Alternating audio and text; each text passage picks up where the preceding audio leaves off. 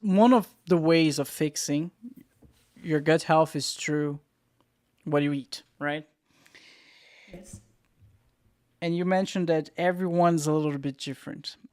Um, did it ever happen that you had to recommend someone to just eat meat and someone else just eats like vegetables and vegan food and it worked for both of them?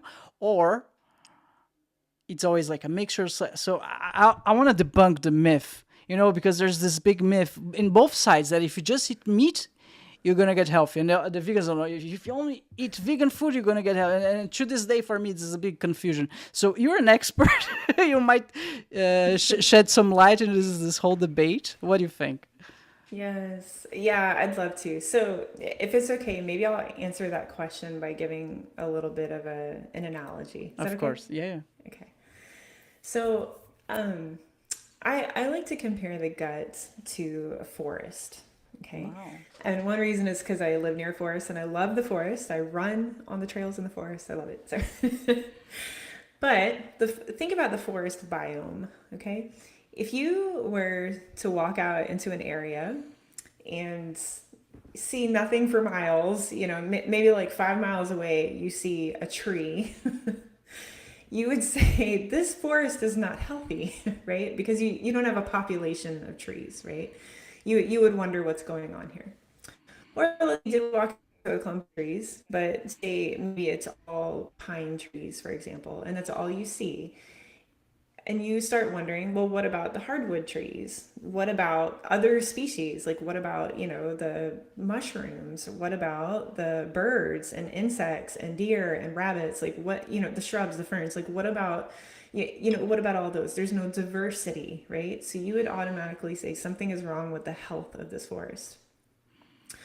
Um, also, if you like, if you looked at the animals, right, and you just only saw deer, right, that's all that existed. Again, you would wonder, like, where are the other animals here? Like, there's no balance, right? There's, again, no foxes, no bears, whatever. Like, there's no balance of species here. Um, and then also, maybe you did have most of that, but if you walk into an area, especially here, I live in central Louisiana, in the States, and we have invasive species here, and that is the wild hog. So if you walk into a forest here, in central Louisiana, and you look around at the ground and it's all torn up and all the wildlife has been chased off, It's like a you would pig, know that right? wild hogs have been there. Yes, Okay, yes, okay. yeah, wild pig. Yeah, they're huge. They grow big. They multiply like rabbits. Okay, and they tear up the forest. It's really bad. It's a problem here in Louisiana. Okay, so the forest. I would compare the gut microbiome to a forest. And I want you to think about the wildlife that we talked about as bacteria. So your gut actually loves bacteria, okay? Unfortunately, especially like post COVID, we've gotten, a lot of us have gotten into the sense that we have to get rid of all bacteria, right? Antibacterial soap, antiseptic, but actually your gut really likes bacteria. And just like the forest loves a good population, right, of, trees, different wildlife, your gut loves a good, strong population of bacteria. And not only that, it likes diversity of bacteria. Just like the forest loves diversity, right? Your gut as well likes a diversity of bacteria. Not only that, it likes balance. It wants things to be in balance. And there are things that will tear up the gut, tear up the health of your gut. Just like in the forest, if you get the wild pigs, right, they're going to tear up the forest. In your gut, there are things that will tear up the health of your gut, okay? So bringing it back around to your question about, like, no meat or no dairy, no carbs, like whatever it is, right? Actually, certainly this is individual, and there are certain things for certain individuals that they just cannot have, maybe certain foods. But in general, on the whole, your gut loves balance. It wants to have a little bit of meat. It wants to have some carbs. It likes a little bit of dairy. Again, not always. That's not always true for everybody, but it needs fat. It needs protein. It needs carbs. it needs all the food groups, right? It needs those things to be in balance. So when you are, strictly eating, all fats, or strictly eating, all meats, or strictly eating all vegetables with, no meat or anything like that, it does throw off the balance of your gut. And also, back to that population and diversity of bacteria in your gut, it makes it really hard for your gut to have the diversity that it needs, and it makes it hard for it to have the population of bacteria that it needs. It, truly, like, your gut is like a multicultural place, right? It wants nutrition from a variety of places.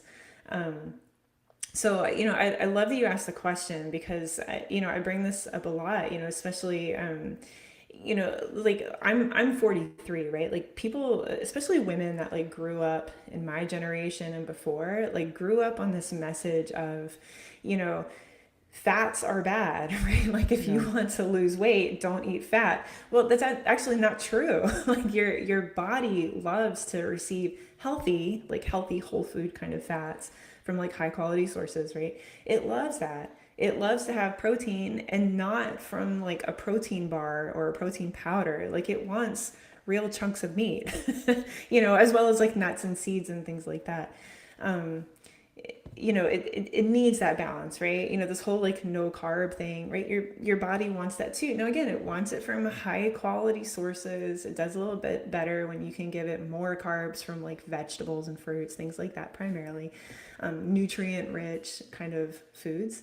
But yes, like, throwing out entire food groups, your gut, there's no balance there, and your gut doesn't like that. And then certainly, when you throw on top the mix of, what I said a minute ago, like things that can destroy your gut health, okay? Things like, for example, highly processed foods that are really high in like highly refined sugars, stress, okay? Now we're like moving away from nutrition, but stress like can destroy your gut health. So when you've got things that are destroyers of your gut health, and then also things are out of balance in your gut, like, your gut does not like that at all. Wow.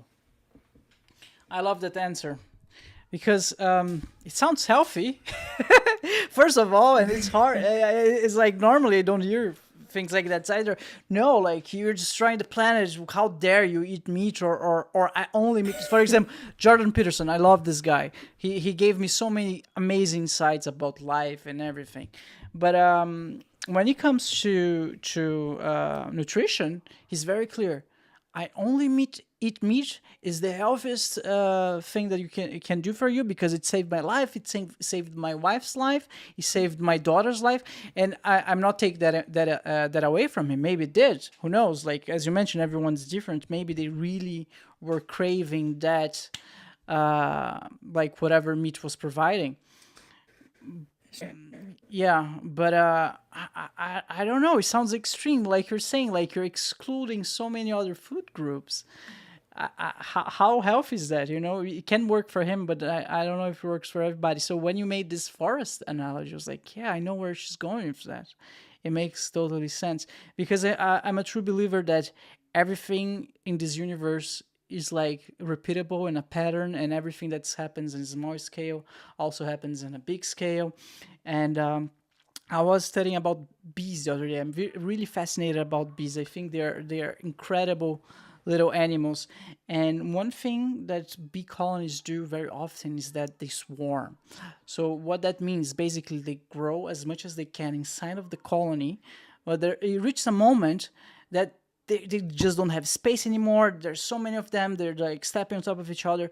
So they swarm. So the queen goes away, goes out of the colony, and try to find other, how they call it again, bees to mate. Is a specific type of bee. Like, they have the different categories, right? They have the queen, they have the workers, and they have the mating bee. There's a specific name for it. So the queen goes out and look for the mating bee, and the only reason why she does that outside of the colony and not inside is because she's looking for different DNA, a different type of DNA diversity. She needs diversity, like the colonies, they need diversity in order to grow. I think the Komodo dragon is the same.